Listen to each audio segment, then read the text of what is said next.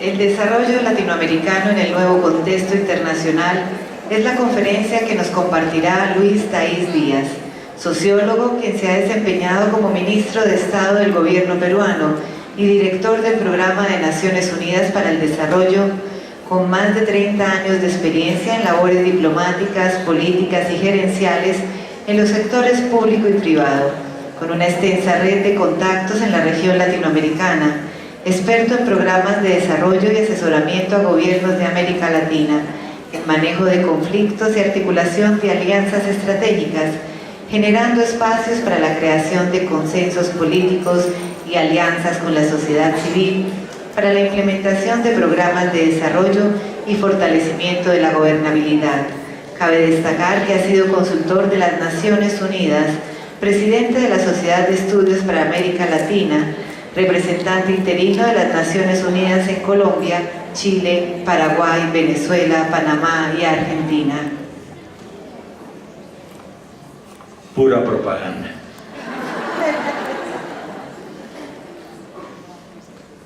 Buenas tardes.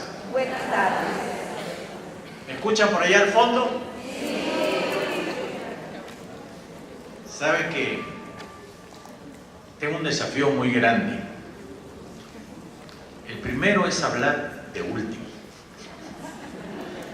Entonces como que queda poquito por decir, porque he observado en los distintos conferencistas que hay como una unidad de criterio, como que todos estamos más o menos en la misma longitud de onda. Y de otro lado, después de un opíparo almuerzo como el que hemos tenido, hablar también es bien difícil, ¿no? Yo quisiera primero referirme, quiero que ustedes me permitan expresarme de la felicidad que tengo de estar en Antioquia y en Medellín. ¿Por qué? Porque hace como 2002, antes, 1980, estábamos sacando la cuenta con María Inés Restrepo, sobre que empecé mi vida en Colombia. Llegué muy jovencito. Como ustedes ven, ha cambiado mucho la vida y los años han venido. Así que la experiencia la tengo por viejo, no por diablo. Y aprendí dentro de Colombia a conocer el cariño de los antioqueños, que son una raza distinta, realmente distinta. Porque ellos, ustedes, combinan lo sentimental, lo sentido, lo dulce de aquello que dice: oh libertad que perfumas las montañas de mi tierra. Y quiero que mis hijos aspiren sus olores. Y lo combinan eso tan sensible y tan dulce con la fuerza que tiene el antioqueño cuando dice que el hierro lo lleva en las manos, porque en el cuello le pesan, efectivamente. Esa es Antioquia para mí, y esos son los antioqueños. Y por eso estoy muy feliz, después de 17 años, de visitar nuevamente Antioquia. Es un cambio muy grande. Y yo quisiera agradecerle a la Congregación de María, que también existe en mi país, y se llama Fe y Alegría. Y en realidad dan fe y dan alegría, además de educación y servicios sociales a la gente. Así que para ellos, y estos 120 años en Antioquia, lo mejor. Lo mejor. Tienen un desafío muy grande en los próximos 10, 15 años, como vamos a ver. Quisiera comenzar haciéndoles un resumen muy sucinto de dónde venimos. En el siglo XV, y no quiero competir con los historiadores que aquí nos han acompañado el día de hoy y nos han dado unas clases magistrales sobre la historia, nuestro continente fue descubierto por Europa. Pero fue descubierto por Europa por casualidad. Porque en realidad lo que hacían era ir a buscar unas rutas comerciales hacia Europa, hacia las Indias. Y por eso esto lo llamaban en un momento las Indias Occidentales. Porque contrariamente, si ustedes ven el mapa, no quedaban al oriente de Europa, sino al occidente. Cuando Colón regresa de América y les hace ver a los europeos que esto era un continente nuevo, lleno de riquezas, con gente originaria, con animales distintos, con plantas distintas. Los apetitos de las grandes potencias navieras de ese entonces, las potencias marítimas, que eran Inglaterra, Portugal, Holanda, Francia y España, obviamente, pues se interesaron mucho y participaron de la conquista de nuestro continente. Y pasaron 300 años de colonias. Y en estos 300 años de colonia tuvimos un intercambio entre las dos regiones, entre lo que se denominó el Nuevo Mundo y el Antiguo Mundo, el Viejo Mundo. Y el Nuevo Mundo, que éramos nosotros, aportaba todas sus riquezas, todo lo que había dentro de su tierra, todo lo que había dentro de la tierra femenina, del vientre de la tierra, madre, de la madre tierra. Y con eso aumentaron sus riquezas. Y nosotros recibimos a cambio, en América del Norte, franceses y ingleses, idiomas, como aquí en el sur, Portugal y España, el español y el portugués, y recibimos de ellos nuestro idioma, con el cual nos estamos comunicando ahora, y nuestra religión.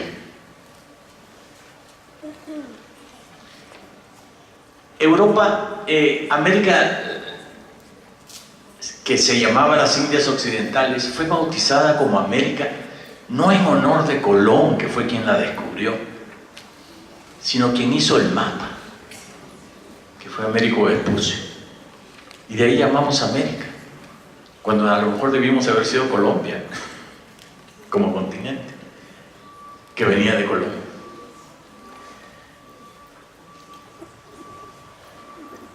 Han pasado 200 años desde la independencia. Independencia que, a diferencia de otras regiones, no se hizo entre los originarios, no la originaron los originarios del lugar, del territorio, sino los hijos de quienes conquistaron el territorio. Entonces los hijos de europeos llamados criollos o llamados indianos, ¿no?, fueron los que impulsaron la independencia. Y así pasamos políticamente de virreinatos a países que muchas veces dividieron culturas que eran únicas.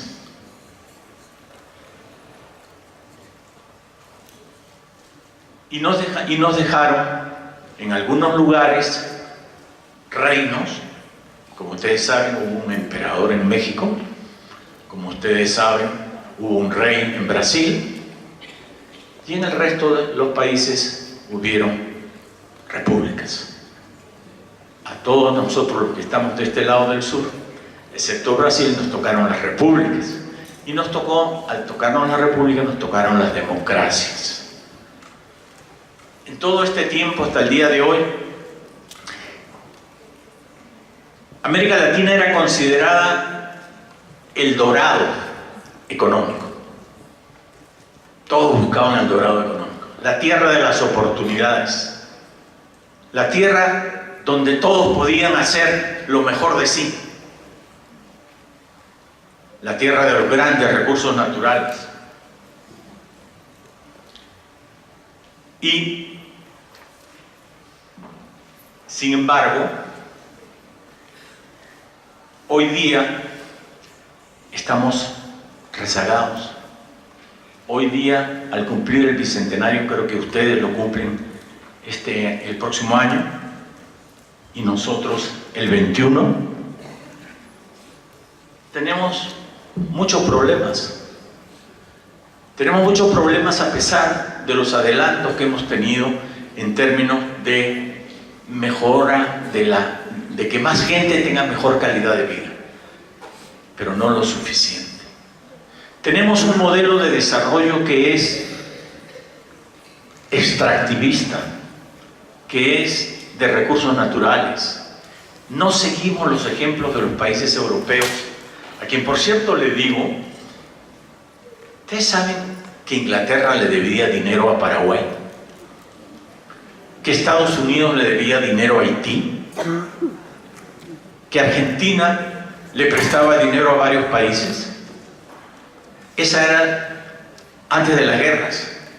Después de las guerras, todo cambió. Y hubo un desarrollo tecnológico importante. Fue la revolución industrial, que generó un cambio profundo en los países hoy denominados desarrollados. Y nosotros seguimos en los recursos naturales. Hoy en día todavía estamos en el tema de los recursos naturales. Y nuestros modos de producción son básicamente extractivistas, y con ello tratamos de generar nuestra energía.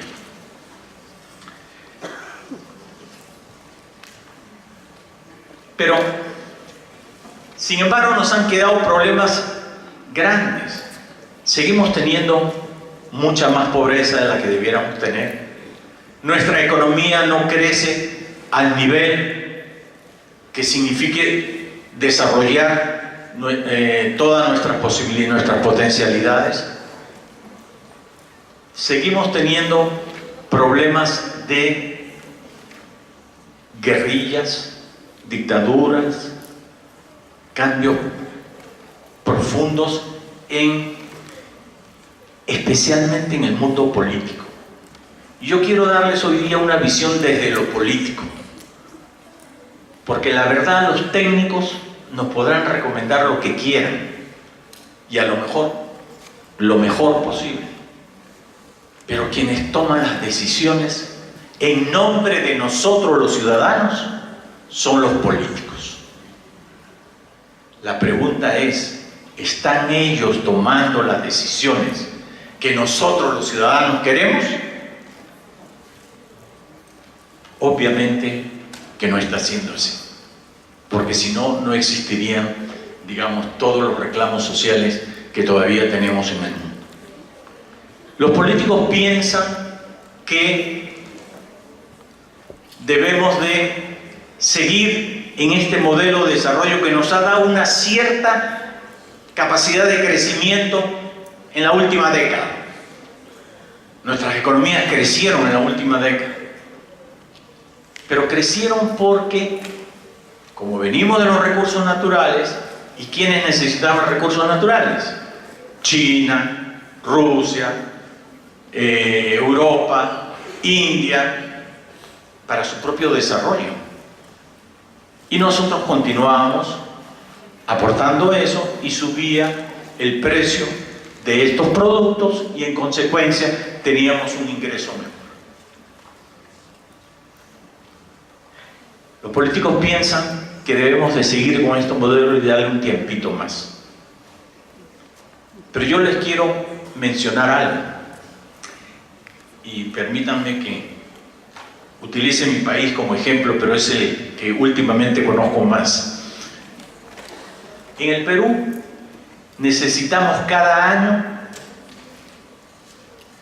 crear 350.000 puestos de trabajo.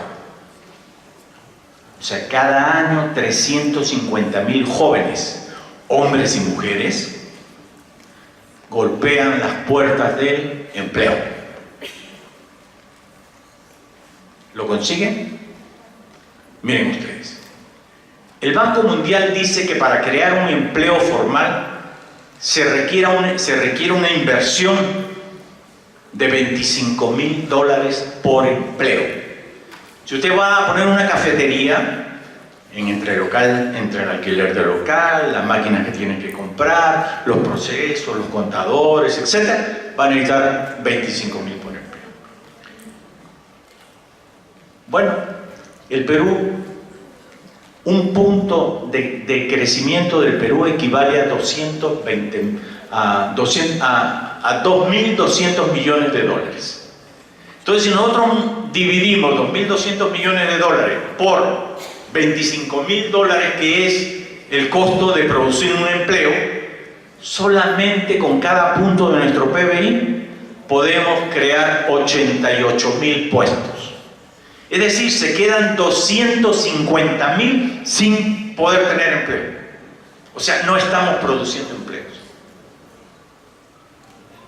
Y piensen ustedes, además tenemos un stock de desempleados, porque desgraciadamente los institutos de estadística de nuestros países nos mienten un poquito, porque consideran empleados al señor que está vendiendo caramelos en las pistas y que le dan a usted y están en el semáforo. O consideran empleados a quienes trabajan 3 horas por semana. O consideran empleados a quienes no perciben servicios sociales, o a quienes no perciben ingresos suficientes para llevar a su casa. Entonces, el no empleo y pobreza están muy ligados. El no empleo formal y pobreza están muy ligados. Entonces, no podemos decir y manipular las estadísticas para señalar, ¿no es cierto? Y eso nos conviene a los políticos, de manipular las estadísticas para poder señalar que efectivamente estamos mejorando. No. Este desarrollo que tenemos le da más a quien más tiene y menos a quien menos tiene. ¿Por qué? Porque está generando cada día una mayor disparidad y separación, una brecha mayor entre pobres y ricos. Entonces, mi país, para poder dar esos 350.000 empleos para jóvenes, hombres y mujeres, requiere 4 puntos de crecimiento al año. 4 puntos de crecimiento. Este año mi país va a crecer 3,5%. 3,5%. O sea, no va a alcanzar. Y aquellos países que crezcan menos de eso, pues tampoco van a alcanzar. Entonces continuamos ampliando. Entonces la pregunta es, ¿y cómo hacemos? ¿Cómo le hacemos para crear más empleo? Especialmente en una economía en la cual, ¿no es cierto?, le hemos dejado al sector privado que cree las inversiones, que cree la empresa, que cree las industrias y por tanto cree los empleos.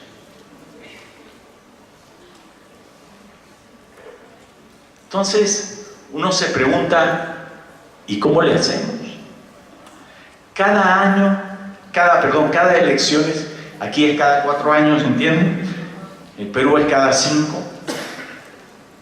Vienen los políticos y nos ofrecen el oro y el moro. Nos hacen ver un país de maravilla. Y dicen que van a hacer esto y el otro y el otro y el otro.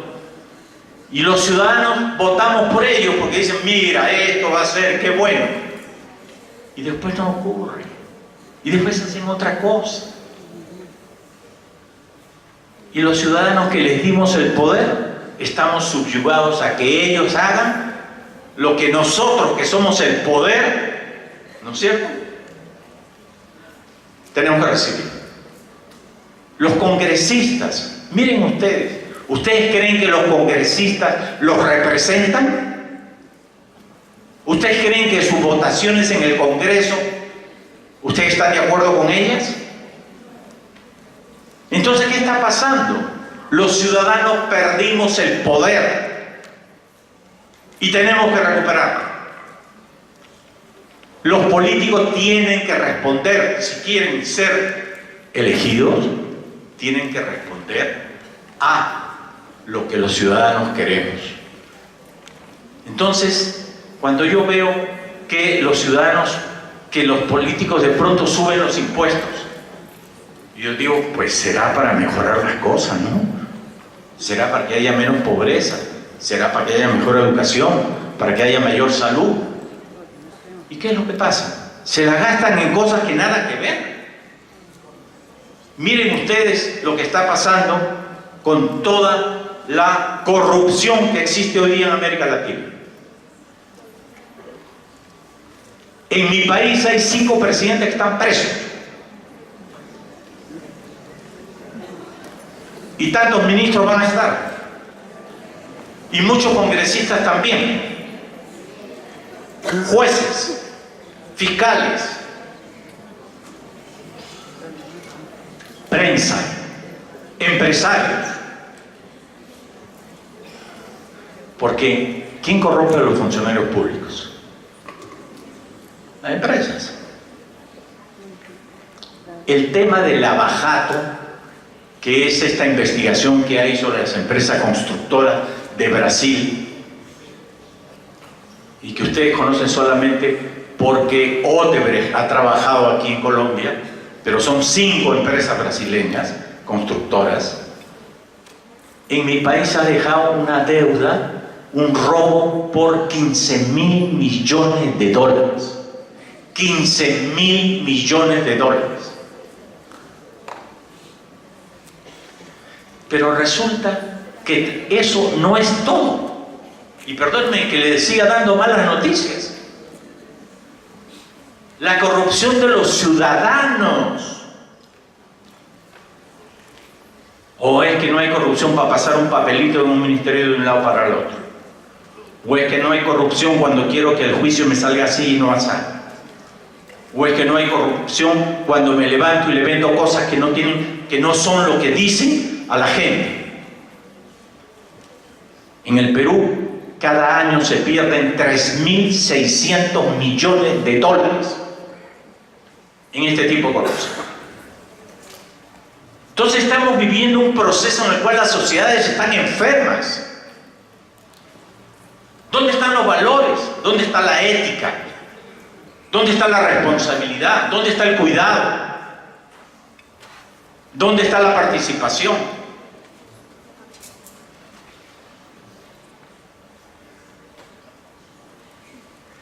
Por ello, creo que el tema no es solamente un tema de crecimiento, es un tema de curar nuestra sociedad que está enferma. Hoy día nos peleamos y tenemos una poca capacidad de conversar y ponernos de acuerdo.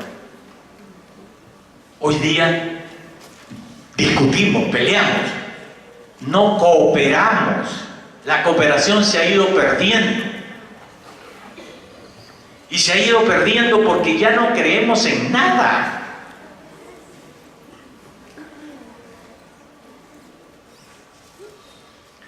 Pero resulta que si fuera verdad lo que dicen los políticos y estuviéramos con este modelo de extracción de recursos naturales, vimos lo que puso la CEPAL hace un momento, Colombia por ejemplo, pasó de la agricultura al café, que era un poquito mejor, y de ahí al petróleo.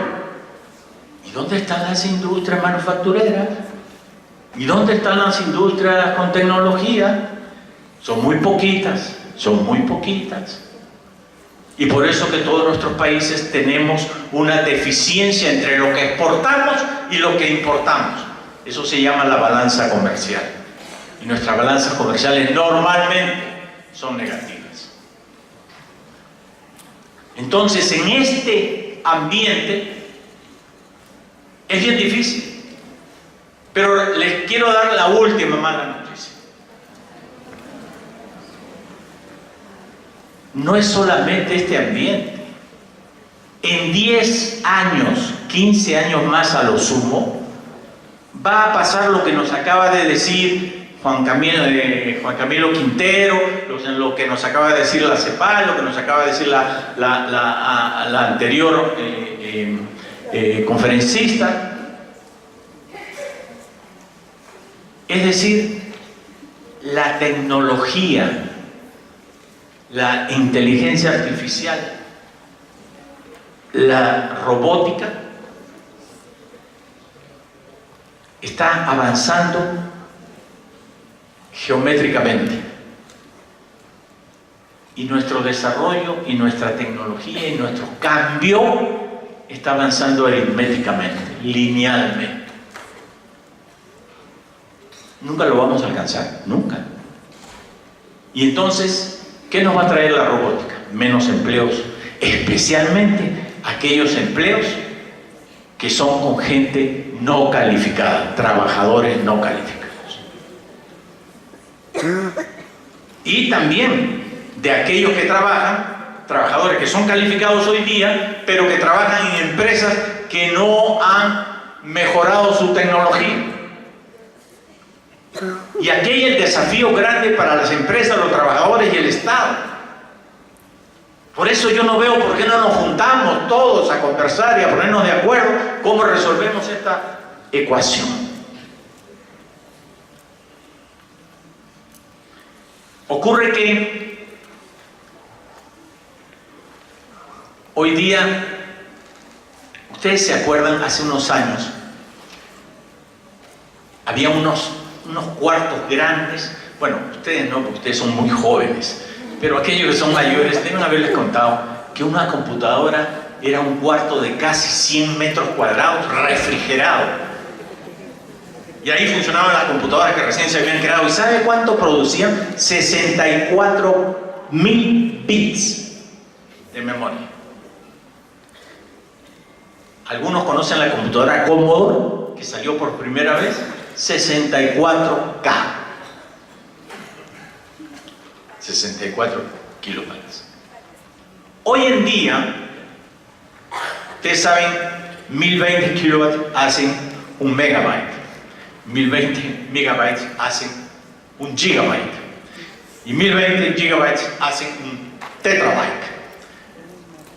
Un terabyte se puede guardar en el índice, en el pedacito último, en la falange última del índice que tengo.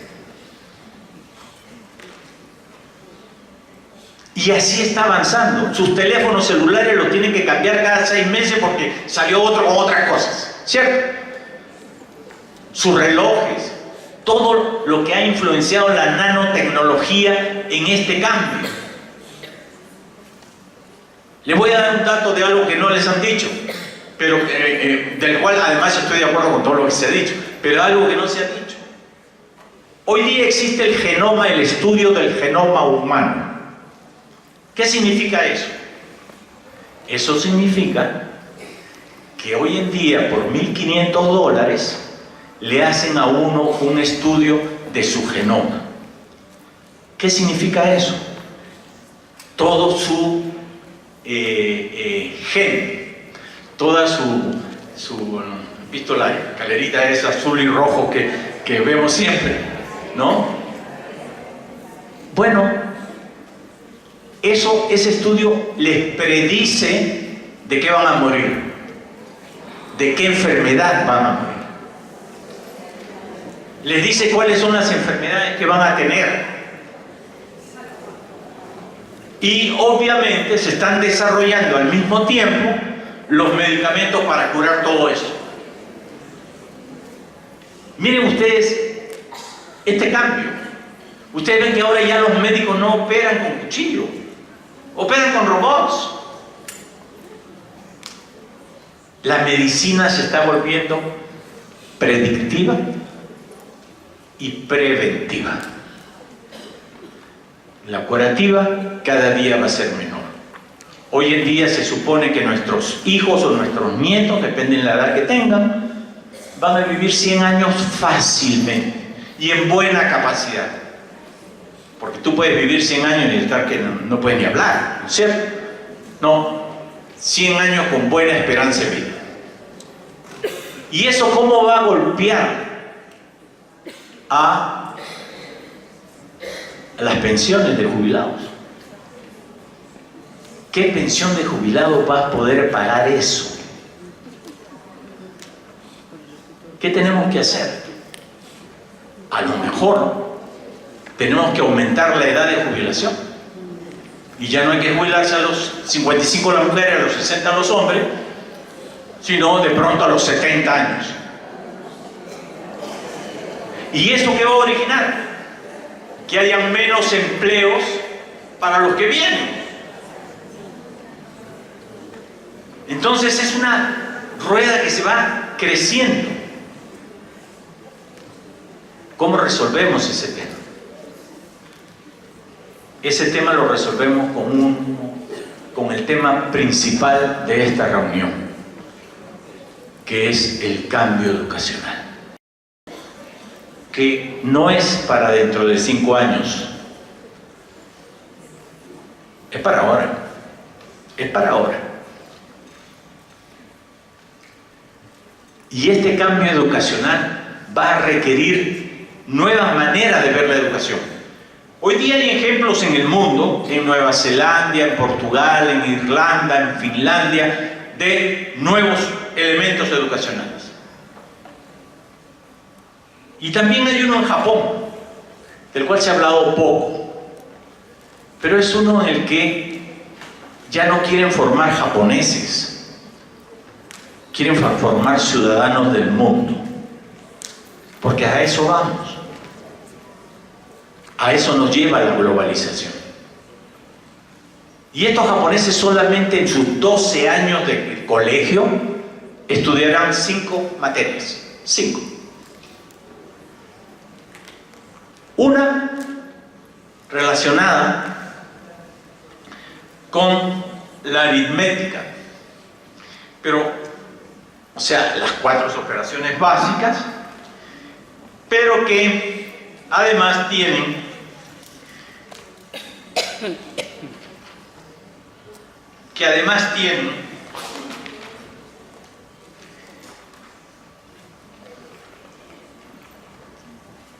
la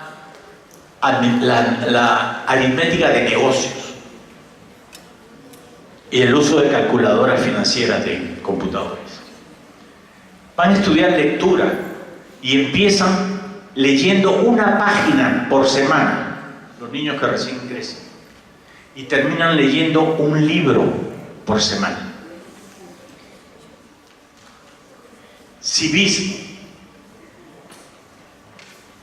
entendiéndose como el respeto a las leyes, al valor, al altruismo, a la ética, a las normas de convivencia, a la tolerancia, al altruismo y al medio ambiente.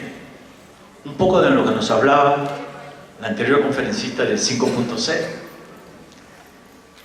Van a estudiar computación, programación, internet, redes sociales, negocios online, pero sobre todo la utilización del ciberespacio. ¿Saben para qué? Para informarse. Hoy en día, ustedes han visto, el Google reemplazó la enciclopedia británica de nuestros tiempos, ¿verdad? Hoy el Google es mucho más preciso. Uno no sabe algo, ¡pum!, va al Google y sabe. Pero imagínense ustedes que eso lo hiciéramos sistemáticamente. Pues tendríamos un mayor conocimiento. Y eso es lo que va a pasar. Desarrollar en el alumno la propia capacidad de investigación y el deseo por hacerlo. Y finalmente va a ser idiomas. Aunque diga nuestro amigo Quintero que que el aparatito que vamos a tener en el oído para que nos vaya traduciendo. Bueno, no solamente es traducción, no solamente es hablar, es lectura y es escritura. Y los van a preparar a estos chicos para que estudien 4 o 5 alfabetos y culturas. Entonces ellos esperan que un chico que salga de allí a los 18 años va a saber hablar y escribir 4 o 5 idiomas.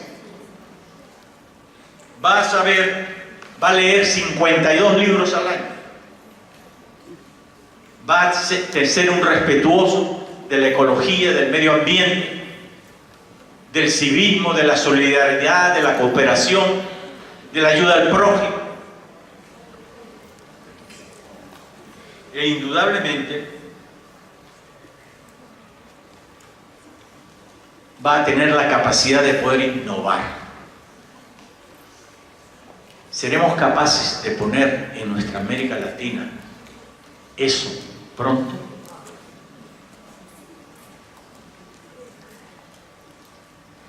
La robótica, como les decía, están dejando por fuera mucha gente. Y ya países como Finlandia, Holanda, Canadá, India, están pensando en crear una remuneración básica universal para compensar. Porque indudablemente el tema de la empleocracia va a cambiar fundamentalmente. Hoy día hablaba con un amigo empresario aquí que tiene una cadena de lavanderías. Hoy día utiliza gente que lava, que plancha, que dobla, que entrega. El día que traigan los computadores se acabó el asunto. Imagínense una empresa que antes producía máquinas de escribir o calculadoras.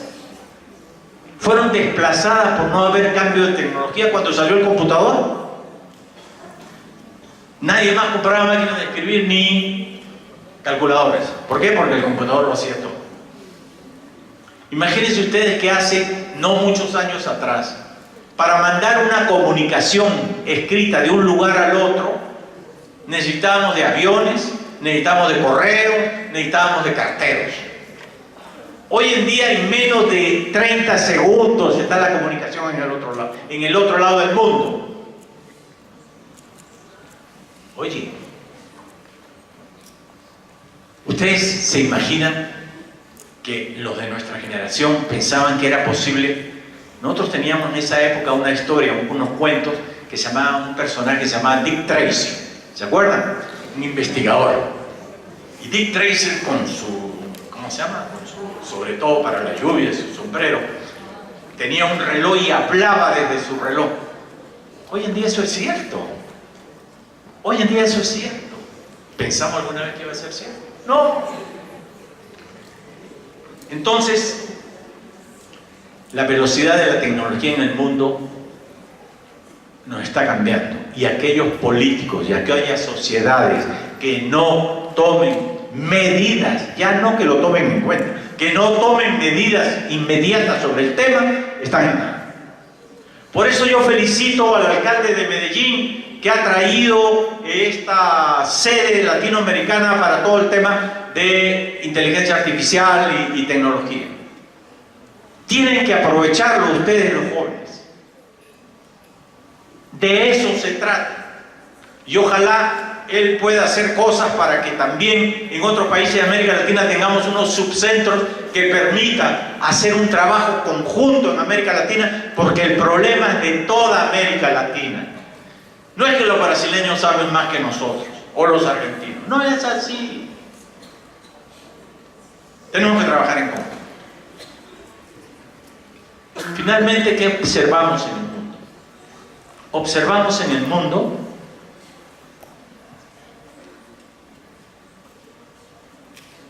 la necesidad de que América Latina tenga que dar un salto tecnológico. No podemos seguir lo que viene, lo que está cerquita, sino hacer un salto. ¿Y cómo hacemos ese salto? Yo les explico, por ejemplo, en mi país hemos descubierto unas reservas enormes de litio.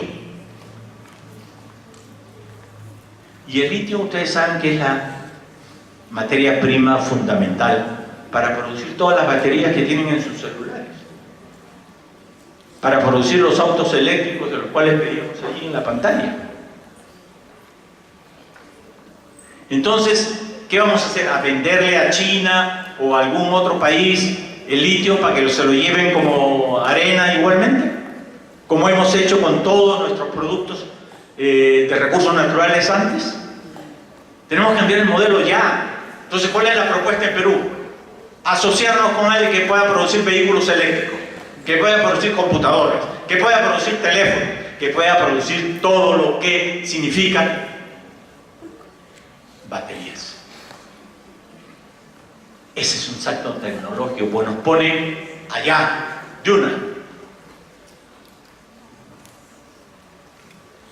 Esto nos lleva al tema de la globalización. Y en la globalización también están pasando cosas muy importantes. Miren ustedes China, país comunista, Mao Zedong, el librito rojo, ¿cierto? Es el país más capitalista que hay.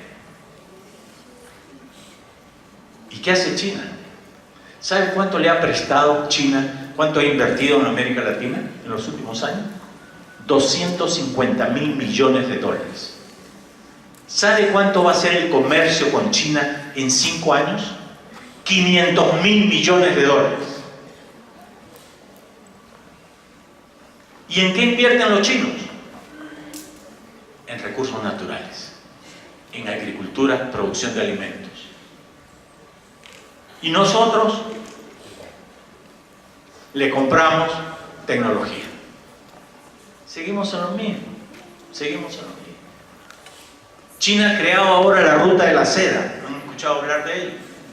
Y la ruta de la seda es el mayor acuerdo de cooperación comercial y económica desde el NAFTA.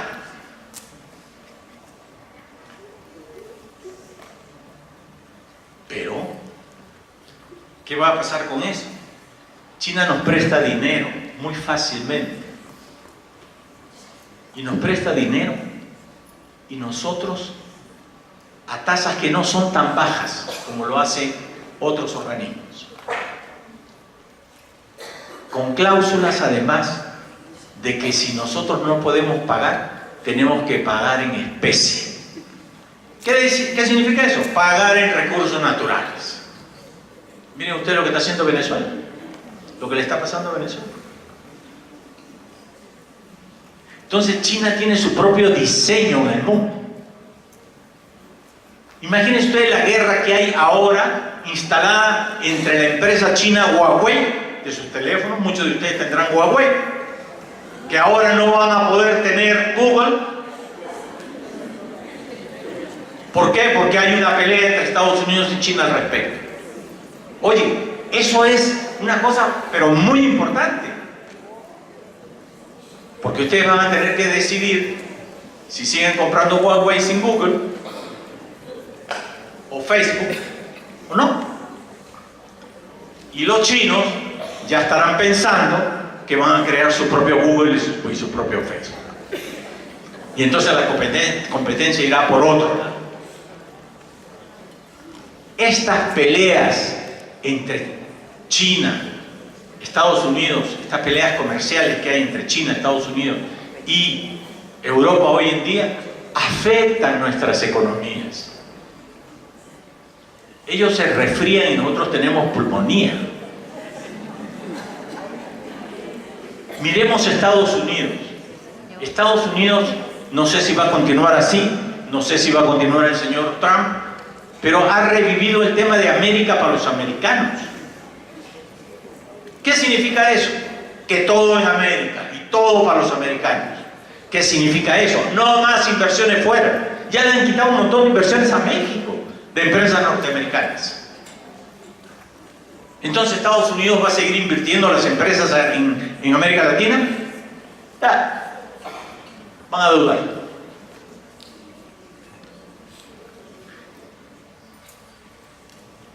Y Europa, la Unión Europea, que tiene sus propios problemas, y problemas muy graves. Europa, en máximo 15 años más, es mahometana y es africana. La tasa de natalidad de los habitantes en Europa, en estos países europeos, de gente de religión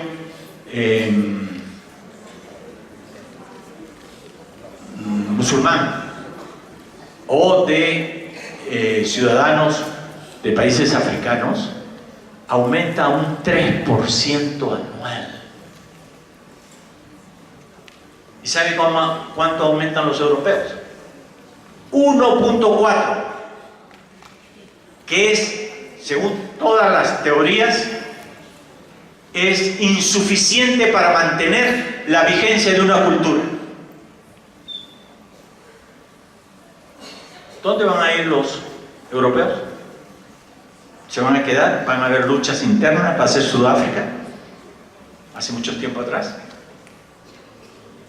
¿Dónde van a poner su dinero? ¿Se van a proteger? ¿Van a venir a América Latina? Tenemos una oportunidad importante de asociarnos con la tecnología europea. Y eso va a ser importante para que nosotros no perdamos en esta contienda. Porque es una contienda. Y es una contienda que no es militar. Es una contienda económica. Es una contienda comercial. Es una contienda de recursos. Es una contienda de tecnología. Y entre tanto, nuestros países, nuestros políticos, siguen pensando en el vuelo del mosquito. Entonces los políticos latinoamericanos, primero, tienen que demostrarle al ciudadano que hay que predicar la honestidad con el ejemplo. A los jueces nuestros, que hay que predicar la justicia con los actos. A los congresistas, que hay que practicar el control con las decisiones y los votos. Hoy en día, y quiero terminar con esto, el tema no es las izquierdas o las derechas. Ya eso fue. El tema no es las izquierdas y las derechas. El tema es lo nuevo versus lo antiguo. El tema es el pasado sobre el futuro. Y es lo que tenemos que abrazar. Y que nos ilumine el Señor. Muchas gracias.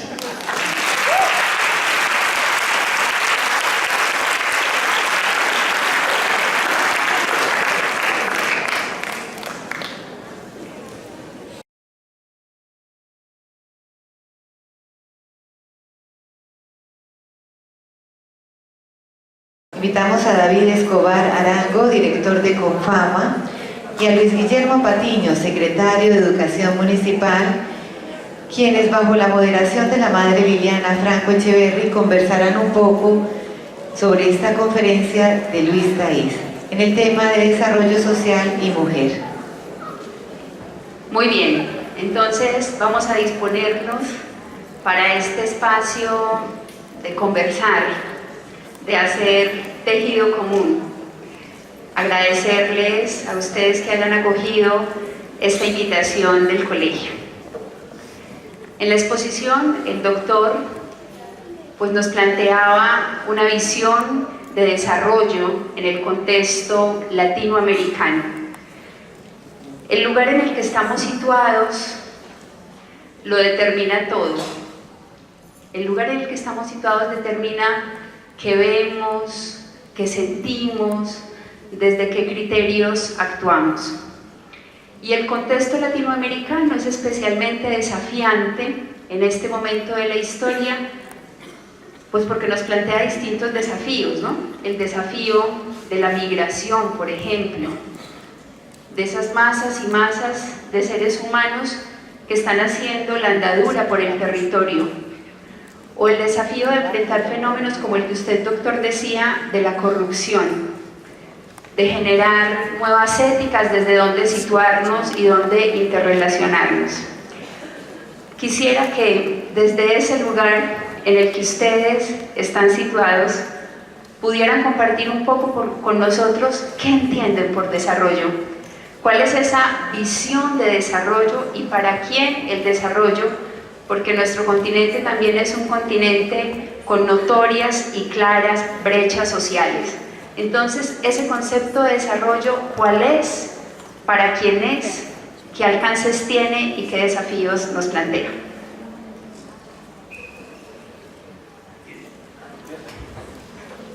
Arranco yo. Pensé que iba a arrancar el experto que es Luis. Pues muchas gracias por la invitación, Marines. ¿Me pasan para allá? Como tú digas, Marines. Y después diga que no le hago caso.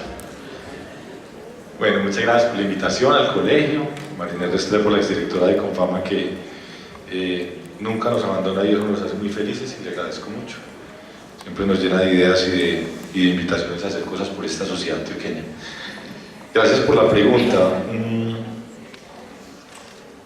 En estos días, hablando de, van a ver la aproximación tan especial, hablando de psicoanálisis, con un antropólogo de esta ciudad que se llama Carlos Rojas, decíamos, Antioquia, y yo creo que puede aplicar para América Latina, pero yo voy a tener mucho cuidado con no hablar de lo que no sé. Un poquito he viajado y viajo de trabajo, y ahorita tengo un ejemplo de Perú para contar, de tu país. Pero Antioquia ya no es lo que era, pero todavía no se ha convertido en lo que va a ser. Digamos que nos tocó vivir en un momento donde pudiéramos decir que social y culturalmente, y hasta económicamente, estamos viviendo un ritual de paso, un rito de paso. Hace como 20 días tuvimos una reunión liderada por ProAntioquia, por Confama y por la Cámara de Comercio y por la provincia del Cartama, que es la Asociación de Municipios del Suroeste de Antioquia, en La Pintada, hablando del desarrollo de esa región. Está en una discusión muy especial.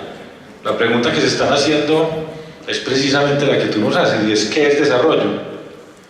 Desarrollo es seguir como siempre hemos estado, el café, una industria tradicional, los cítricos, una industria más reciente, optar por el turismo, ahora se habla más de ecoturismo y agroturismo, llevar a un nivel superior toda esa historia cultural, tanto la arqueología, yacimientos arqueológicos que tiene esa zona, como toda la historia cultural de Jericó, por ejemplo, que siendo un municipio tan chiquito, tiene como 18 bibliotecas y como 5 museos. O su futuro será la minería. Ahorita estuvo aquí Juan Camilo Quintero, ¿cierto? Entonces había gente que decía, me acuerdo de una persona muy admirada de esta sociedad, una mujer muy líder, a la que yo quiero mucho, pero con la que no estoy de acuerdo en lo que voy a decir a continuación, que decía, es que el progreso es inevitable. Las chimeneas, las industrias, las ciudades y la minería son inevitables. Y por otro lado había otra gente que decía, ¿y qué tal hablar de desarrollo sostenible? Y pensar que un país, el mundo necesita minería, la del litio o la del cobre o la del oro, pero que cada región tiene que escoger su camino de desarrollo. La pregunta que hay implícita es, ¿cuál es el modelo de desarrollo? Por ahí yo planteaba, para poner un tercer punto y luego responder, en un texto de esos que escribo para El Colombiano, una pregunta. Todos nos están hablando, los economistas ahora nos están diciendo que es súper importante ser un país rico. Medellín es una ciudad con un PIB per cápita bastante por debajo de $10.000 hoy. Para ser una ciudad rica, de un país rico, deberíamos estar por encima de $25.000 de PIB per cápita. Entonces yo me hacía la pregunta, ahora que estamos en crisis de contaminación ambiental del aire, ¿qué tal si con el mismo modelo de desarrollo tuviéramos un ingreso de $25.000? Nos asfixiamos. Si el modelo de desarrollo son los camiones, los carros, las motos, la industria contaminante, esa riqueza nos va a costar caro, nos va a costar miles de años de vida, sumando a la gente que se moriría antes de tiempo. Entonces, con esto lo que quiero decir es, a mí me parece que estamos en el momento de hacernos la pregunta ¿qué es desarrollo y qué es crecimiento? Y cómo conciliamos esa idea de que el único crecimiento es económico y de que el único progreso es material, con una idea, digamos, más para estos siglos, donde uno dice todo crecimiento no es económico y todo progreso no es material, existe el progreso espiritual, el cultural, el ecológico, y resulta que los seres humanos necesitamos un poquito de todo eso, y para eso tendremos que escoger qué hacemos, cuándo lo hacemos y dónde lo hacemos. Yo no voy a decir cuál es la solución, pero sí voy a decir que yo creo y tiendo más hacia el mundo del desarrollo sostenible y más hacia el mundo del desarrollo humano integral, que solo pensar que todo en la vida es plata. Como dicen los abuelos, que es muy sabio, la plata no hace la felicidad. Listo. Muchas gracias.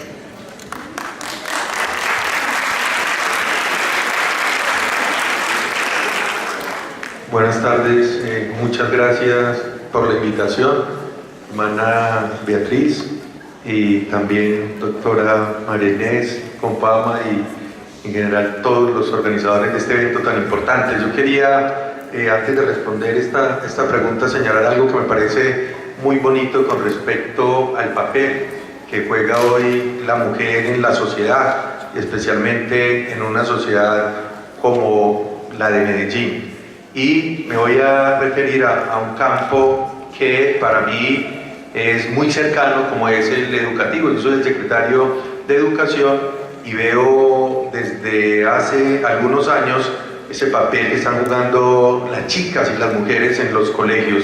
Dos datos muy importantes. Hoy, cerca del 65% de todos los liderazgos en cuanto a personerías, contralorías, mediación escolar, están siendo representados por las chicas de nuestros colegios, que eso es muy importante para la ciudad de Medellín. Y el segundo dato es que cada vez más hay chicas también que están estudiando todos los días áreas muy importantes que aportan también a ese progreso de la ciudad de Medellín, como son las matemáticas, la informática, la ingeniería, y de alguna manera están derribando muchas de los paradigmas y muchos de los prejuicios que habían sobre ese poder tan importante y transformador que tienen las mujeres en una sociedad como esta.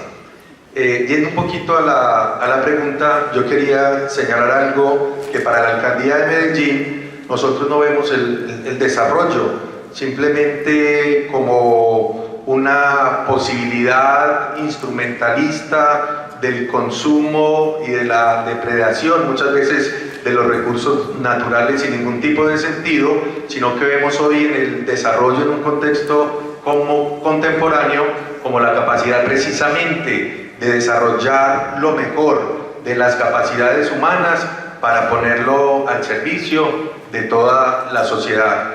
Es muy importante, vemos la necesidad en este contexto de volver a repensar esa condición humana y cómo esa condición humana debe aportarle no solamente a mejorar muchos de los procesos de convivencia en una sociedad como la de Medellín, sino que también tiene que aprender a estar en un perfecto equilibrio con el medio ambiente. No se puede hoy pensar en un tipo de desarrollo que degrade, no se puede pensar hoy en un tipo de desarrollo que vaya incluso en contra de la vida de los seres humanos. Yo creo que era una visión que queda atrás en el siglo XX y en todo ese proceso de industrialización, y hoy, por ejemplo, desde el ámbito educativo de Medellín, desde el buen comienzo, pasando por la educación superior y, como lo dice la UNESCO, en un proceso de educación a lo largo de toda la vida,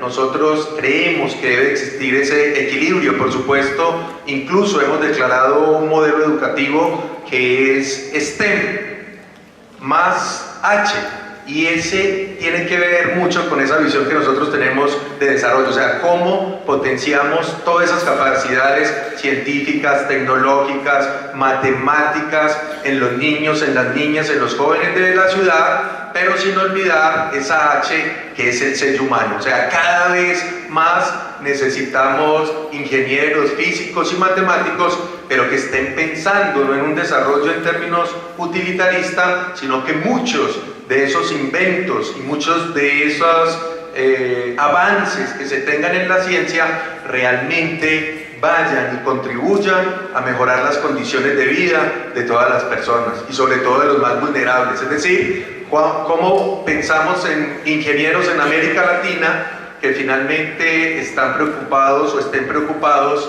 por el problema del hambre, del agua potable, de unas tecnologías que pueda aportar a resolver muchos problemas. Y esa H para Medellín, les decía, lo tenemos en más de 138 colegios también, tiene que ver con algo que es muy importante en el siglo XXI, y es cómo desarrollamos en los seres humanos y en los niños y jóvenes de Medellín competencias blandas. Es decir, más que sean excelentes, que deben serlo, en matemáticas, en física, en química, cómo desde el humano esas potencialidades les sirven también para ayudar a resolver muchos de los problemas que tiene Medellín y que todos debemos ocuparnos de ellos. Entonces, esas competencias blandas son tan importantes como las otras. Cómo aprenden a trabajar en equipo nuestros niños, a resolver problemas, a tener una inteligencia emocional, a tener pensamiento crítico, cómo tienen la capacidad de ponerse en el lugar del otro para poder entender lo que siente cualquier persona. Entonces,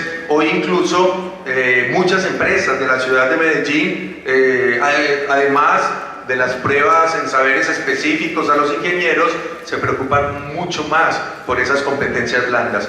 Porque quiero también señalarles que muchos de nuestros chicos y de nuestras chicas pues están estudiando hoy, y seguramente cuando terminen muchas de las profesiones que eligieron ya no van a existir o no van a tener la pertinencia de alguna manera para poder existir y competir en este mundo globalizado. Pero sin embargo, esas otras competencias, saber trabajar en equipo, resolver problemas, pensamiento crítico, les va a permitir adaptarse a esas nuevas realidades, y desde el ser y desde el humano tendrán muchísimas cosas que aportarle a una sociedad como la que tiene hoy Medellín y como la que hoy tiene también Colombia y América Latina.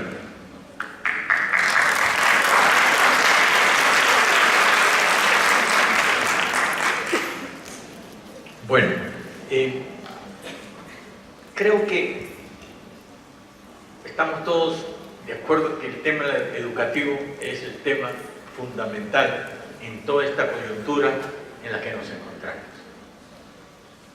Y este tema tienen que resolverlo,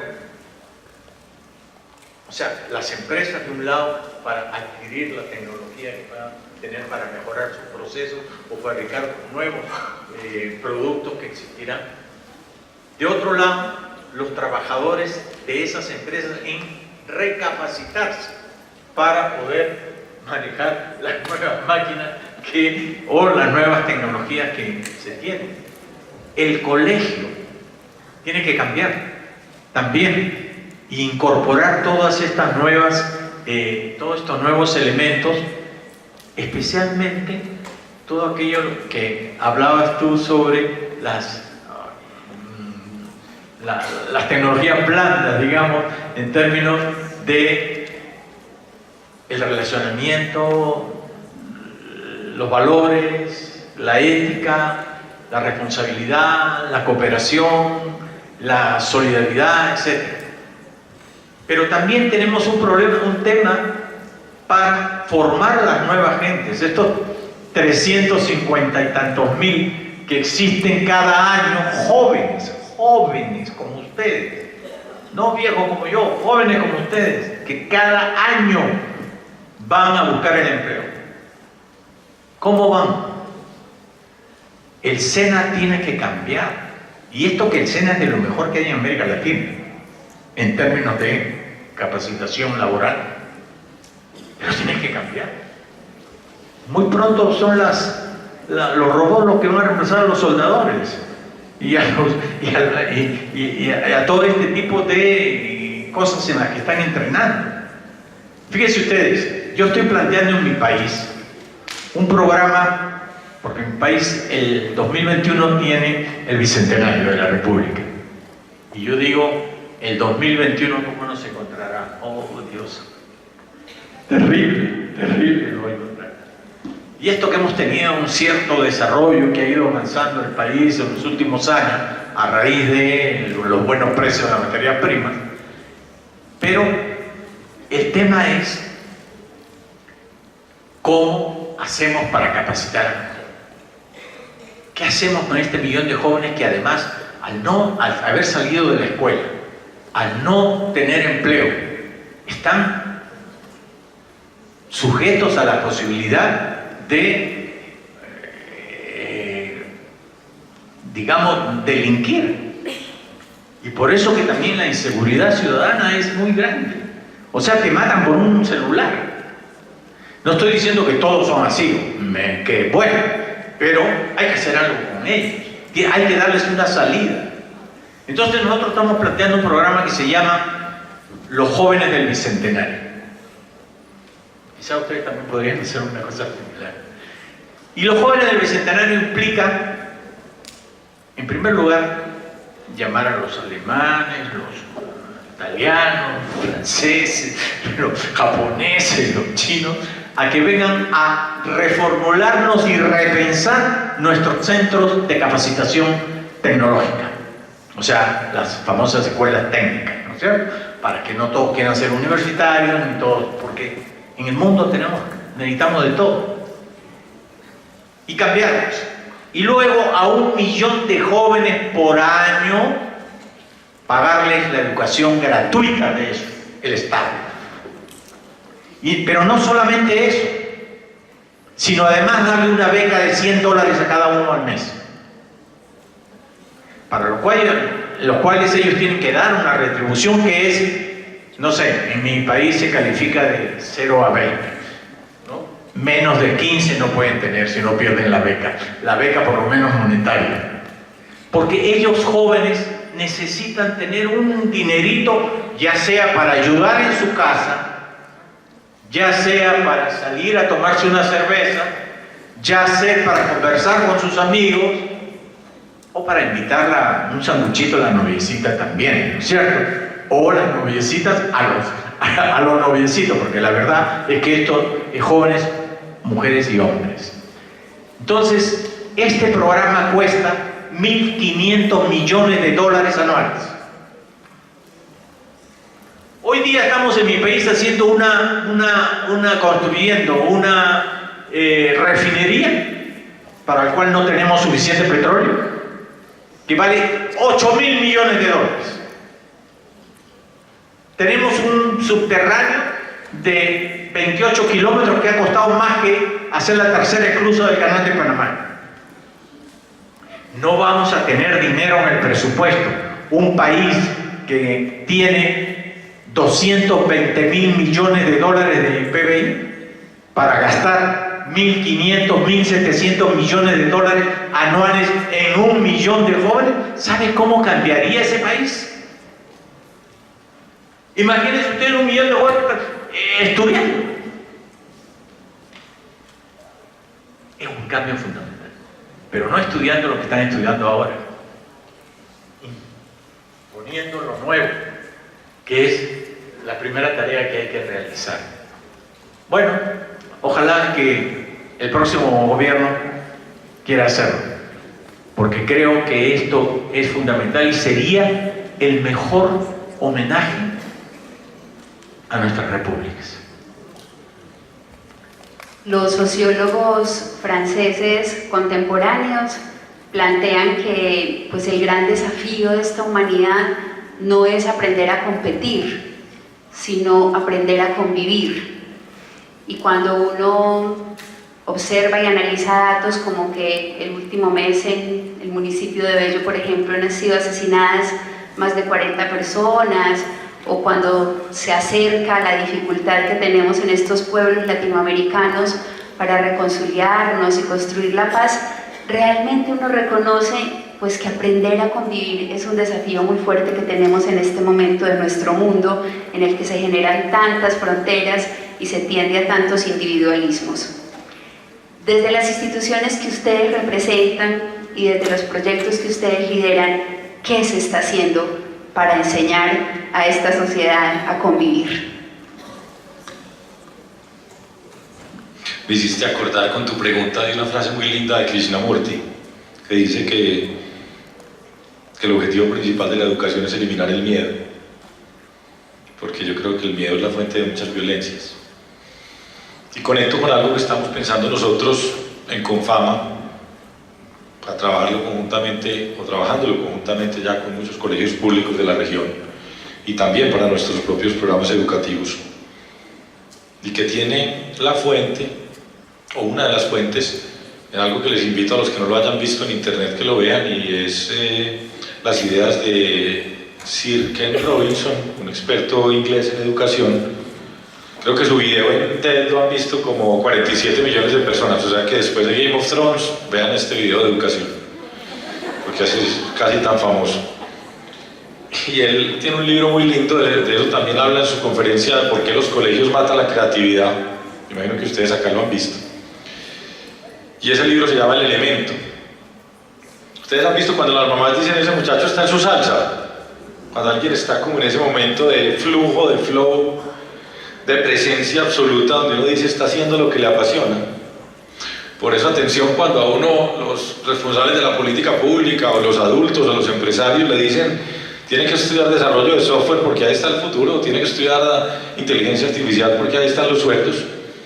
Eso no es una mala idea en abstracto, pero siempre sería una mala idea si violenta el elemento que hay dentro de cada uno. Yo creo que muy importante es que en este proceso nosotros acompañemos a cada joven, hombre o mujer, a encontrar su elemento, eso que lo apasiona, eso en lo que fluye, sea arte, sea ciencia, sea técnica, sea negocios. Nosotros tenemos un programa que se llama Inspiración con Fama. No sé si las estudiantes de la enseñanza han ido, pero si no han ido, Mauricio Mosquera está por acá, ayúdenme para que podamos. Que básicamente plantea, basado en esa idea del elemento de Ken Robinson, que cuando tomamos las decisiones de lo que vamos a estudiar o hacer en la vida, muchas veces no teníamos todas las opciones frente a nosotros. Que lo mínimo que nos merecemos, parte de la dignidad humana, es que a uno sus maestros, sus padres, sus mentores le muestren el menú de todo lo que podemos ser y amar los seres humanos, porque los seres humanos somos todos distintos.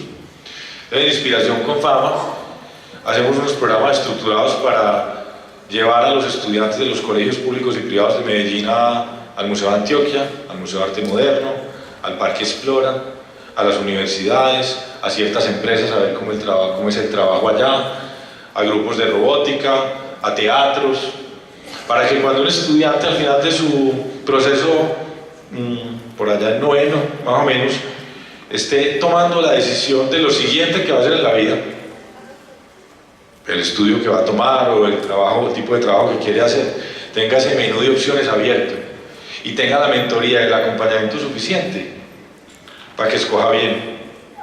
En enero de este año fui a España a conocer una experiencia que estamos trayendo también a Confama, y a Luis y a los dos Luis, que son expertos en educación más que cualquiera de nosotros, les invito a que los conozcan. Se llaman la red de colegios de segunda oportunidad.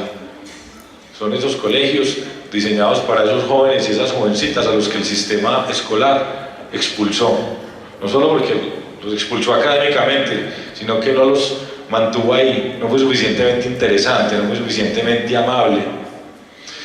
Y sentados con la rectora de uno de los colegios más destacados de España en esa red de colegios de segunda oportunidad, una monja católica retirada muy interesante, le preguntábamos ¿Tú qué les dices a ellos cuando llegan? Porque a este colegio llegan de 13, 14 años como descartados. Lo que llaman aquí ninis, tan horrible esa palabra, Luis Guillermo. Yo creo que nadie se merece ser llamado nini, porque es definir a alguien por la negación y no desde su posibilidad. ¿Saben qué nos decía ella? Y con eso te respondería parte de tu idea, Luis, que la creo que es encomiable y creo que tiene un montón de valor. Lo que tú dices para un país como Perú, tendría para un país como Colombia. Pero yo creo que los adultos y los responsables de la política pública de las instituciones no debemos pasarnos la vida paternalista o maternalistamente diciéndole a los jóvenes qué es lo que ellos tienen que hacer. La respuesta de esta mujer me pareció arrolladora y me dijo: yo no les digo nada, primero los escucho. Entonces esa es una de las cosas que estamos haciendo para esa paz que arranca desde cada uno, que tiene que ver con la paz interior con nosotros mismos. Voy a dar dos titulares de otras cosas que estamos haciendo. Tú mencionas la convivencia. Yo quisiera hablar de lo importante que los colegios tengan claros sus objetivos. Hay países que tienen muy claro que uno de los objetivos principales de la educación básica y media es cuidar una democracia sana y respetuosa. Y yo creo que nosotros deberíamos tener eso entre los objetivos de los colegios públicos y privados colombianos. Una de nuestras tareas es tener una democracia sana, respetuosa, donde quepa la diversidad, donde se entienda cómo resolver conflictos y donde se sepa el papel de cada uno de nosotros como ciudadano. Yo creo, antes le decían educación en cívica, yo no creo que todo se resuelva con una materia. Creo que cuidar la democracia como intención y como objetivo se puede hacer diseñando bien la manera como vivimos dentro del colegio, bien sea dentro de la clase o en el resto de los espacios. Y otra que yo sé que no se menciona tanto, pero que a mí me impresiona mucho, que creo que tiene que ver mucho con la convivencia, con qué tan cómodos y felices somos y cómo nos entendemos con los otros. En Confama andamos con el plan de montar unos colegios diseñados para consolidar y cualificar la clase media colombiana, antioqueña. Entonces, colegios para la clase media, de buena calidad, para complementar los colegios públicos y donde ustedes no alcanzan a llegar por los costos que tienen y por las matrículas que a veces tienen que cobrar para el grueso de la población, que no son todos, yo sé, pero para el grueso de la población estudiantil. Y hemos visitado colegios en toda Colombia y en muchas partes del mundo, y hemos encontrado unas cosas interesantísimas, y no voy a repetir el discurso de Luis Guillermo porque compartimos lo que él dice, pero una que él no dijo y que nosotros queremos agregar a la discusión tiene que ver con la educación del cuerpo, sobre el cuerpo. Cuando yo les digo a ustedes educación física, ustedes imaginan a una gente corriendo detrás de un balón o haciendo atletismo en una cancha. Pero resulta que a cuántos de nosotros nos enseñaron a respirar, a cuántos de nosotros nos enseñaron a comer, a cuántos de nosotros nos inculcaron el hábito del ejercicio físico moderado frecuente, o a cuántos nos hablaron de sexualidad, no solo desde la prevención de las enfermedades o desde la educación sexual tradicional, sino desde el placer que es para la vida disfrutar el cuerpo. Entonces nosotros estamos en esa discusión de decir educación física es mucho más que clases de deporte. Y decimos desde pequeños nos podrían enseñar a respirar, a comer, a movernos, que también nos volvería a ser mucho más cómodos con nosotros mismos. Incluso eso tiene que ver con algo que decía Luis Guillermo, y es desde pequeños nos deberían ayudar a entender cuál es nuestra identidad sexual, sin problema, para que cuando seamos adultos cada uno esté cómodo en la identidad sexual que haya escogido y no en la que le impuso el entorno socioeconómico o educativo. Yo sé que esa idea no es la más popular en muchos espacios, pero creo que es hora de que nosotros entendamos que, también lo dice Ken Robinson en otro lugar, y dice, debemos educar para la mente, para el cuerpo y para el espíritu. Eso quiere decir que son tan importantes las ciencias como las artes, como la verdadera educación física que estamos planteando nosotros. Ahí les doy 3 ideas que estamos trabajando.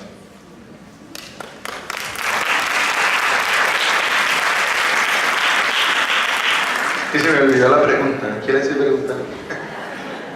Bueno, muchas gracias. Nosotros desde la Alcaldía de Medellín tenemos una profunda preocupación precisamente por generar oportunidades para todos los ciudadanos y ciudadanas de Medellín desde los primeros años. Miren, en Medellín ha existido algo muy positivo y es que básicamente se ha firmado desde hace mucho tiempo un pacto, y el pacto se ha hecho sobre cómo la educación es capaz finalmente de transformar las vidas de todas las personas de la ciudad y cómo puede ofrecer oportunidades sobre todo para aquellas personas más vulnerables.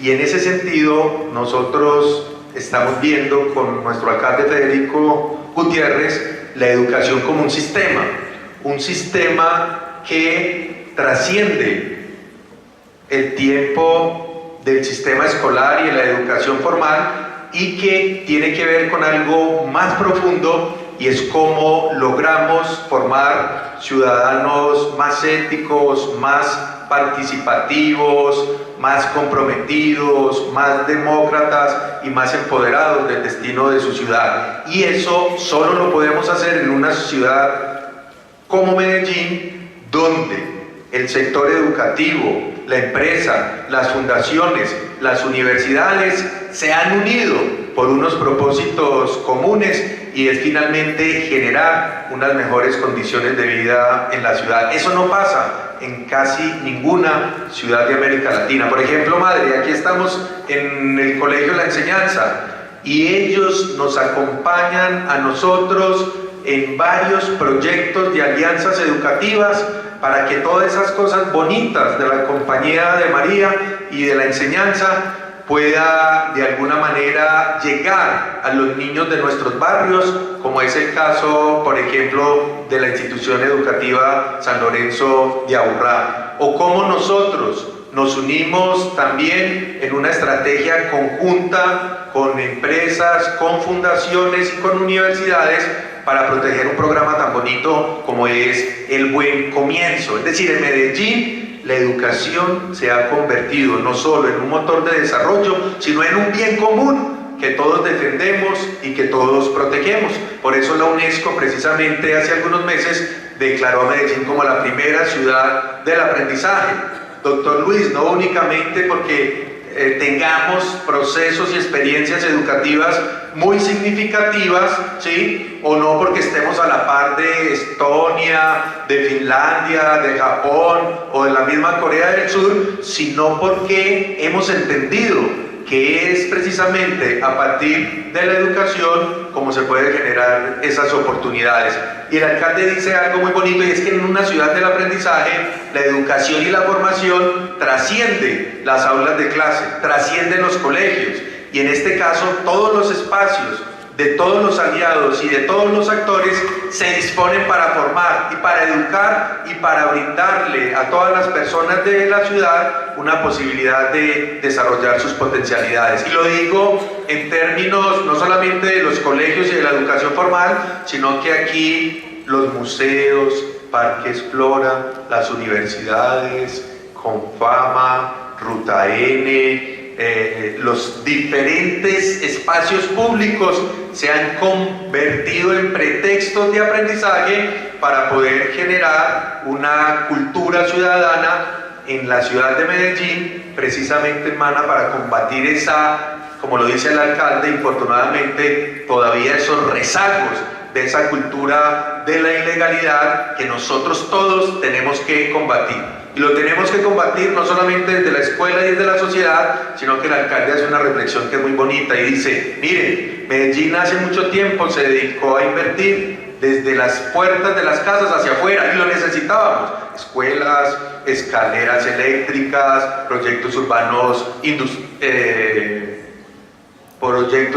integrales, uvas, todo eso era por supuesto necesario, pero de alguna manera, hermana, tenemos que revisarnos también de las fachadas hacia adentro. Es decir, ¿qué está pasando en ese contexto también familiar, en todas sus diversidades y con todas sus complejidades, que finalmente todavía hoy no logramos, a pesar de resultados muy positivos que tenemos, darle la vuelta a esa página también de violencia y de algunos paradigmas que todavía tenemos todos como sociedad que vencer? Entonces yo creo que eso es muy importante, y es que necesitamos también fijarnos muchísimo en lo que está pasando en la familia. Y por eso también desde la Alcaldía de Medellín se han generado una serie de programas que piensan en esa educación integral para todos, no solamente para los niños y las niñas, sino también para las familias, para las personas adultas y otras personas que no están en el sistema escolar. Uno de ellos muy bonito, doctora María, que usted conoce, lo tenemos con la primera dama, es bien bonito y se llama Tejiendo Hogares en la sociedad de Medellín. O sea, cómo empezamos a darles también a los padres esa formación que necesitan para acompañar ese proceso de nuestros niños. Cómo estamos dándole a los padres elementos de disciplina positiva y autoridad que son muy importantes a la hora de acompañar el proceso formativo. Mire, no podemos seguir esperando que en muchas instituciones oficiales y privadas de la ciudad de Medellín, los papás crean que los colegios y las instituciones educativas son como una suerte de guarderías, donde van y sueltan a los niños y a las niñas, lo digo entre comillas, en la mañana y lo recogen por la tarde. No, el proceso de formación de mejores ciudadanos es un proceso de corresponsabilidad, donde todos tenemos que poner, y desde la alcaldía estamos trabajando muy fuerte en ese aspecto. Y viene un programa muy bonito que se lanzó hace poco por parte también del alcalde para toda la sociedad y que lo vamos a llevar a todas las instituciones públicas y privadas, y es el de Medellín abraza su historia. Hombre, ¿cuál es la reflexión que debemos hacer en torno a esa huella y a ese legado negativo y maldito de la época del narcotráfico? O sea, ¿cómo como sociedad no olvidamos eso? No, ¿cómo como sociedad somos capaces de entender lo que pasó, pero también somos capaces de construir nuevos caminos y de entender que no es por la vía de la ilegalidad, del camino fácil, los antivalores, como se construye una verdadera sociedad democrática? Entonces yo creo que esa visión de formación integral que les decía ahora, además de las matemáticas, de la química, de la física, esa parte humana es muy importante para acabar con esos problemas de convivencia y esos indicadores de ilegalidad y de violencia que todavía quedan en la sociedad. En la escuela, por ejemplo, desplegamos programas, es algo muy importante. Todas las secretarías, el escenario para nosotros más importante es la escuela. Ahí tenemos lo más valioso y lo más importante que puede tener cualquier sociedad, como son los niños y las niñas. Es en la escuela donde se construye el proyecto ético, educativo, cultural de cualquier sociedad. Y por eso aquí yo estoy con 2 secretarias y 2 compañeras, y ellas también intervienen en la escuela. Si no llegamos de manera articulada con todos los programas y la oferta de una manera pensada estratégicamente a la escuela, va a ser muy difícil cambiar muchas de las condiciones problemáticas que tiene la ciudad. Entonces tenemos un programa muy bonito, por ejemplo, que se llama Escuela Entorno Protector. Todas las instituciones educativas tienen el acompañamiento de psicólogos, de pedagogos, de artistas, de profesionales que se preocupan por ayudar a dirigir a los maestros también el proyecto de vida de los estudiantes, cómo los estudiantes son más democráticos, más pluralistas, cómo evitamos el bullying, cómo evitamos la violencia escolar, cómo somos capaces de llegar a acuerdos con un proyecto muy lindo que también hacen parte de ello las instituciones privadas de educación de Medellín, que es el Líder Sos Vos. Más de 3.700 líderes de instituciones públicas y privadas que están siendo formados en liderazgo para que ejerzan su personería, para que ejerzan su contraloría, su mediación escolar de una manera clara, no simplemente que sean elegidos por cumplir una norma del gobierno escolar, sino que sean parte del cambio. ¿Qué hacen estos chicos? Crean planes de transformación escolar para ayudar a resolver los problemas de los colegios, y cuando terminan 11 siguen siendo un grupo de líderes que potenciamos y que fortalecemos para la ciudad. Entonces los grandes programas que tiene Paulina en inclusión social para las familias y que llegan a los colegios, lo que tiene Valeria de empoderamiento a las mujeres y el fortalecimiento de los chicos para que aprendan a entender también la otredad. Pero llegamos desde diferentes secretarías buscando talentos ¿sí? Por toda la ciudad, ciudadanos como vos, clubes juveniles. Y doctor Luis, algo que usted decía, en Medellín hay una apuesta gigantesca por la educación superior. En este momento se han entregado 15.000 becas en tecnologías pertinentes, acordadas con el sector productivo de la ciudad, para chicos de los barrios de Medellín, donde menos tienen posibilidades de ingresar a la educación superior y donde hay mayor deserción escolar, y están acompañados de un plan de acompañamiento, están acompañados por un plan de bienestar desde las universidades, y tienen, entre otras cosas, tiquete y transporte para que no abandonen la universidad. Entonces yo creo que es a partir de esa posibilidad que le damos a nuestros jóvenes como podemos romper esos círculos de violencia. Y lo más importante es que hoy muchos de esos chicos y esas chicas que pensaban que no tenían oportunidad están teniendo la posibilidad de formarse integralmente. Miren, les doy este dato. En Medellín la educación se ve como un sistema, y en ese sistema fácilmente cualquier chico de la ciudad puede estar en su ciclo vital 23 años en el sistema educativo, desde el buen comienzo, con madres gestantes y lactantes, hasta los que están en becas de educación superior. ¿Qué quiere decir? Hay unas oportunidades reales que hay que combatir, hermana, esa visión a veces de ilegalidad y de cultura fácil, que todavía hay algunas secuelas, pero que solo se puede transformar a partir de una educación equitativa, inclusiva y de calidad. El doctor Luis insistió durante toda su conferencia en lo que los ponentes nos vienen diciendo durante todo el día, y es la importancia de la educación.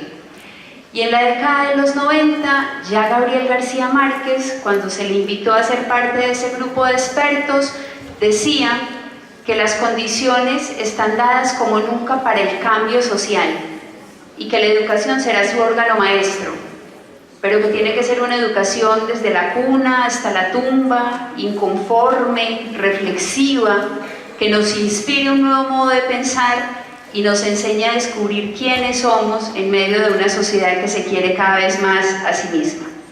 Así que a ustedes, por lo que están haciendo por esta ciudad, muchísimas gracias, y los animamos a que continúen diseñando esas políticas, esos planes y esos programas que contribuyan a que realmente la educación haga posible ese mundo de oportunidades para todos y también para la mujer. Muchísimas gracias.